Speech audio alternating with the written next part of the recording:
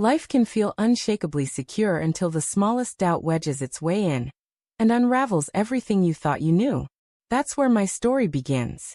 My name is Samuel Warren, known around town as the man behind the family grocery store, the business my father started from nothing, and the one I've dedicated nearly all my years to keeping alive. My days were predictable, early mornings opening the shop, afternoons filled with ledgers and suppliers, evenings spent quietly at home with my wife, Lorraine. To everyone who knew her, Lorraine was the picture of goodness. Generous, active in the church, deeply faithful, always at the center of every fundraiser, charity drive and prayer circle. People often told me I was blessed to be married to her, and for the longest time, I believed it wholeheartedly. Our relationship had always seemed transparent. Lorraine never hid her phone. I had known her passcode for years. No odd texts or strange calls ever gave me a reason to doubt her. For a long while, our marriage looked solid, rooted in honesty and mutual trust. But something began to shift. It wasn't dramatic at first. It crept in slowly, the way small cracks spread across glass before it finally shatters. Lorraine began spending more time at the church.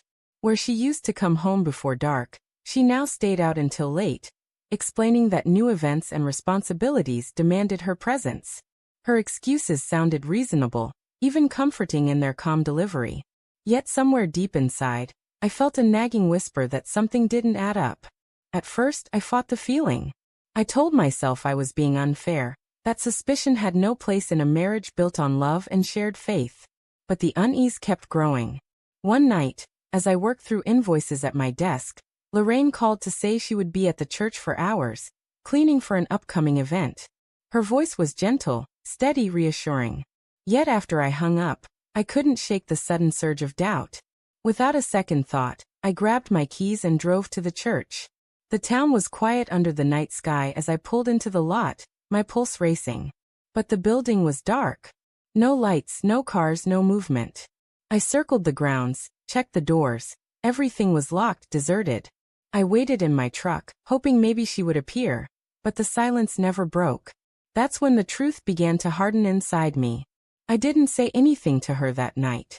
Lorraine came home later, cheerful and convincing, describing in detail how she and the church ladies had been cleaning and organizing. I listened quietly, but I could see the cracks in her story now. By morning, I knew I couldn't ignore this any longer. I drove into the city and found myself standing at the door of a small office wedged between weathered brick buildings. The sign read, Miles Draper, Private Investigator. Miles was older, calm, and straightforward. I told him everything, the late nights, the empty church, the gut-deep unease I couldn't silence. He listened and promised to begin surveillance immediately. Leaving his office, I felt a strange calm settle over me. At least soon I would know the truth. The days that followed crawled by. I went about my usual routines at the store, smiling at customers, stocking shelves, pretending everything was fine. But every time I looked at Lorraine, her kindness, her prayers, even the meals she set before me felt like a mask she wore. Then came the call. Miles's voice was clipped and steady. Come to my office. It's done. I drove straight there. He slid an envelope across the desk. My hands trembled as I opened it. Inside were photographs, dozens of them. Lorraine, my wife, stepping out of a roadside motel with Daniel Finch. Daniel was no stranger to me. He was well liked in the community, known for volunteering at church and often leading Bible study groups. His wife, Laura, rarely took part in public events. Photo after photo showed them together, arriving, leaving, their closeness undeniable. There was no mistaking what this was. Miles gave me a timeline, dates, times, locations. Every night she told me she was at church. She had been with Daniel instead. I sat there numb, the pictures burning in my hands. What broke me wasn't only the betrayal, but the ease with which she came home afterward, smiling, speaking softly, as though nothing had happened. I thanked Miles, took the envelope, and left. That evening, when Lorraine called saying she'd be at another church meeting, I stayed quiet and simply replied, "That's fine." Then I parked outside and waited. A long silence followed before she stumbled through excuses, suggesting I pick up groceries, or even my favorite dessert. I stayed put. Moments later I saw her slip out, not through the front entrance but through the side alley, moving quickly with her head lowered. She climbed into my truck wordlessly. I drove home without speaking. Halfway there, she tried to spin a story, insisting she'd been handling something personal. I kept my silence. When we pulled into the driveway, I placed the envelope on her lap and told her flatly, "Open it." Her face drained of color as soon as she saw what was inside. She broke down instantly, sobbing, begging, insisting it was a mistake, swearing she loved me. I didn't move. I didn't comfort her.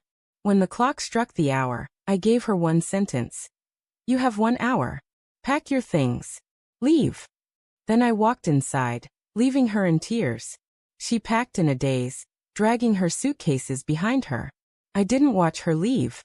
I sat quietly, staring at the clock, detached. But I wasn't finished.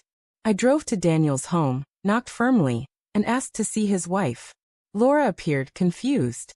I handed her the envelope and turned away without a word. Later that night, Daniel was thrown out of his own house. No discussions, no second chances. Word spread quickly. Lorraine and Daniel became outcasts in the very community that once celebrated them. The admiration, the friendships, the respect, all of it vanished. They were left to face the wreckage of their choices alone. As for me, I filed for divorce. It was over swiftly. I kept the house, the store, everything. Lorraine tried to reach me afterward, through calls, letters, even showing up at the shop in tears. I ignored them all. When people asked, I never spoke ill of her or of Daniel. I would simply say, "The truth always comes out," and it did.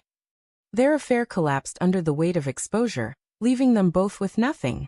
I carried on with my life, steadier and freer than before. In the end, it wasn't the betrayal that defined me, but how I chose to respond, with truth, restraint, and dignity. That was enough to move forward.